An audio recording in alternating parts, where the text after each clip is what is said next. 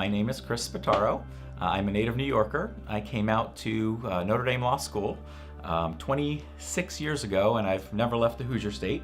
I have been living in and practicing law in Elkhart since 1996. There was an issue going on with my family. A couple of years ago, my mom passed away, and we moved my elderly father to Indiana. He actually lived in our house for a short while, and he decided that he wanted to live at an assisted living facility, so he went to Hubbard Hill. And my dad is pretty self-sufficient. He can bathe himself, dress himself, feed himself. Has a little difficulty managing his meds because his mild dementia gets in the way of him remembering when to take what. But for the most part, he's self-sufficient. But there did come a time he fell and broke 2 ribs, and he was on some medication, and it was just making him a little bit disoriented. And it happened to be around the holidays. He was living with us for the holiday week, but when the holidays were over and my wife and I went back to work, my dad went back to Hubbard Hill. And we found that he was calling us on a nightly basis, 11 p.m., 2 a.m., something was just getting to him. He was just very anxious and wanted company. So my wife and I went to stay with him on his couch for about a week. We'd alternate.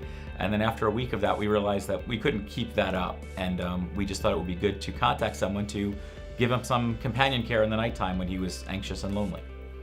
I think what impressed me the most about Senior1Care was their interest in knowing what my father's situation was. They asked the right questions. They wanted to learn so that they would know how to best assist in the caregiving of him. I would say I was also impressed with the responsiveness, because I did not imagine that I could make a phone call and have someone set up as soon as we had someone set up for my dad. You know, I think it's a great thing that Senior1Care is now in Elkhart. I live, work, and play in Elkhart, and when I make decisions about service providers, I like to consider who's giving back to the community.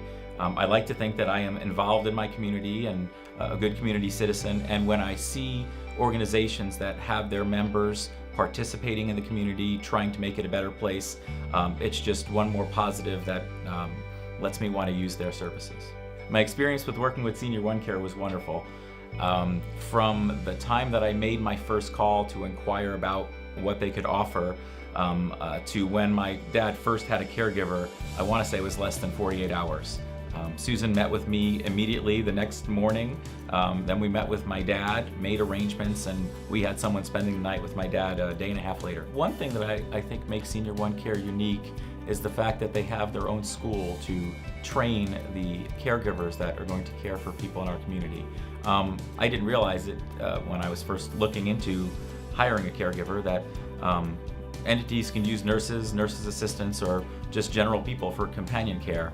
I would like to think that somebody who is trained in the skills that are necessary to take care of somebody who needs extensive caregiving would make a better caregiver. And it didn't even occur to me that an organization could hire folks that weren't properly trained. So that was news to me, and it struck me as a positive. I would rate the services of Senior1Care as top-notch. They were extremely communicative with me. Whenever I had a question, it was answered promptly. Whenever I wanted to know what the situation was with a particular caregiver for my dad, I got answers immediately. I was able to meet the different caregivers that came. We were able to request caregivers that my father enjoyed company of. It was overall just a great experience.